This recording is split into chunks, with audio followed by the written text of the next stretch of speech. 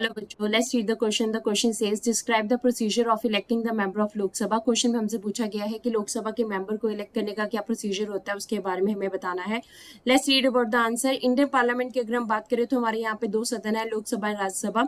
लोकसभा जिसे कि house of people भी कहा जाता है, राज्यसभा जिसे कि काउंसिल ऑफ स्टेट्स भी कहा जाता है। तो लोकसभा की हमें बताना है कि मेंबर्स कैसे जो है इलेक्ट किए जाते हैं। Let's read about it. So the Lok Sabha is usually elected once every 5 years। देखिए लोकसभा जो है हर 5 साल में इसके मेंबर्स जो है वो इलेक्ट होते हैं। मेंबर्स 5 साल के लिए इलेक्ट किए जाते हैं। तो जो लोकसभा का टेन्योर होता है वो 5 years होता है।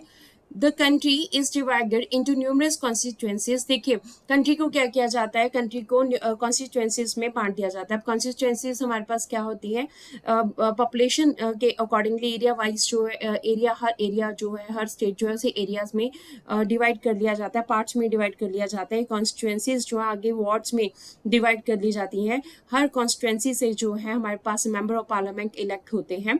सो each of these constituencies elects 1 person to the parliament. Parliament के लिए हर कॉन्स्टिट्यूएंसी से एक मेंबर जो है इलेक्ट होता है।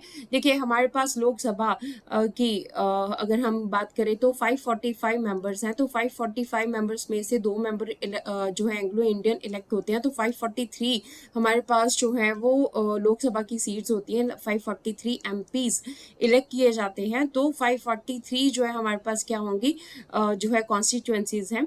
सबसे ज़्यादा कॉन्स्टिट्यूएंसीज हमारे पास कहाँ पे, सबसे ज़्यादा एमपीज कहाँ से इलेक्ट होते हैं, तो उत्तर प्रदेश से होते हैं। हमारे पास इलेक्शन होता है। नेक्स्ट अगर हम बात करें, नेक्स्ट क्या होता है कॉन्स्टिट्यूएंसी में हमारे पास जब इलेक्शंस होते हैं तो हर इलेक्शन में जो है हर इलेक्शन में हमारे पास जो है पार्लियामेंट के मेंबर्स को इलेक्ट किया जाता है। अब देखिए इलेक्शन प्रोसीजर क्या होता है। इलेक्शन प्रोसीजर में जो इलेक्शन कमीशन है वो सबसे पहले कैंडिडेट्स, जो पोलिटिकल पार्टीज हैं वो अपने अपने कैंडिडेट्स को जो है नॉमिनेट करती हैं। नॉमिनेट करने के बाद उनके नाम जो है वो इलेक्शन कमीशन को दिए जाते हैं। नॉमिनेशन प्रोसेस जो है वो कंप्लीट होता है। इलेक्शन कमीशन जो है फिर टिकट्स देते हैं कैंडिडेट्स को, और कैंडिडेट्स को टिकट देने के बाद जो है इलेक्शन का दिन फिक्स किया जाता है। उससे पहले जो है इलेक्शन के जो है मैनिफेस्टो, हर पोलिटिकल पार्टी अपने मैनिफेस्टो जो है वो लोगों के सामने पेश करते हैं कि वो क्या क्या डेवलपमेंट करेंगे उनके लिए।